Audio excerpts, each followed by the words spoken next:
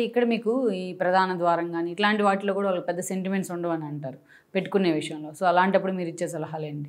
లేదండి, అక్కడ చాలా వరకు 99% 99% ఏదైతే మెయిన్ డోర్స్ ఉంటాయో మంచి స్థలంలోనే ఉంటాయి. సుమారుగా సెంటర్లోనే ఉంటుంది. అది మనం ఎప్పుడు ప్రతి దాంట్లో అన్ని వాస్తు శాస్త్రాలలో ఉన్నట్టు మాదిరిగానే ఉంటుంది. ఒక తెలంగాణ ఆంధ్రాని తీసేస్తే ఈశాన్యంలో డోర్ లింక్ ఎక్కడ ఉండవండి. చాలా మీరు ఒక ఆంధ్ర తెలంగాణలో ఈశాన్యం డోర్ పెట్టుకుంటారు. అటు భారతదేశంలో కూడా ఇటు తమిళనాడు వెళ్ళండి, మహారాష్ట్ర వెళ్ళండి, మధ్యప్రదేశ్ వెళ్ళండి, లేకుంటే ఎక్కడ ఉత్తర భారతదేశం కానీ దక్షిణ భారతదేశంలో మన కేవలం ఆంధ్ర తెలంగాణ తీసేసి మిగతా అన్ని ప్రాంతాల్లో మేజర్గా మెయిన్ డోర్ వచ్చి సింహద్వారం వచ్చేసి సెంటర్లోనే ఉంటుందండి. అది అమెరికా అయినా ఇంక్లూడింగ్ లండన్, మీరు ఏ దేశాలను వెళ్ళండి, సుమారుగా ఫ్రాన్స్ వెళ్ళండి, స్పెయిన్ వెళ్ళండి, స్విట్జర్లాండ్ అంటే ఎక్కడన్నా వెళ్ళండి మీకు సింహద్వారం వచ్చి సెంటర్లో ఉంటుందండి. లేదు కొన్ని సందర్భాలలోనే వాళ్ళు ఏం చేస్తారంటే అక్కడ ఉన్న పార్కింగ్ వ్యవస్థను దృష్టిలో పెట్టుకొని కొంచెం అటు ఇటు జరగడానికి అవకాశం ఉంటుంది. కానీ మనము 3 భాగాలుగా విభజించినప్పుడు మధ్య భాగంలోనే ఉంటుంది.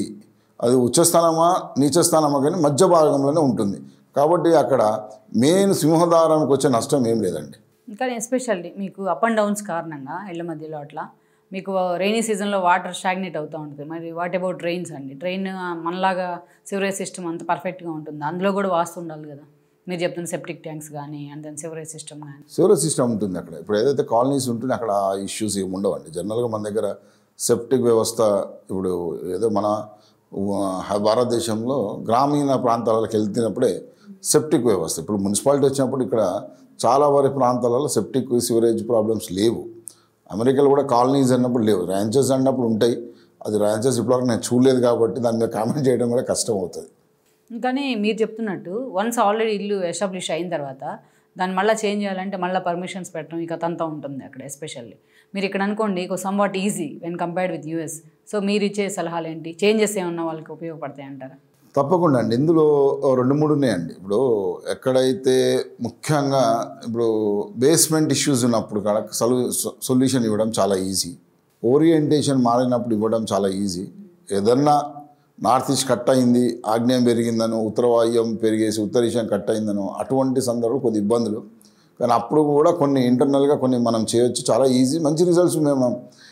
నేను 4 years నుండి ఆన్లైన్ చేస్తున్నాను, చాలా మంచి రిజల్ట్స్ వస్తుంది. 4 years నుండి ఆన్లైన్లో. మనం ఇంకా అమెరికా ఎంతకుముందు వెళ్ళేవాడిని రెగ్యులర్గానే. ఈ మధ్యకాలంలో కోవిడ్ తర్వాత అమెరికా వెళ్ళడం కుదరలేదు కాబట్టి ఆన్లైన్ చేసిన రిజల్ట్స్ కూడా చాలా మంచిగా వస్తున్నారు. మౌత్ పబ్లిసిటీ చాలా బాగుంది అక్కడ. ఈ వీడియో మీకు నచ్చినట్లయితే please share, like and subscribe R24 Telugu.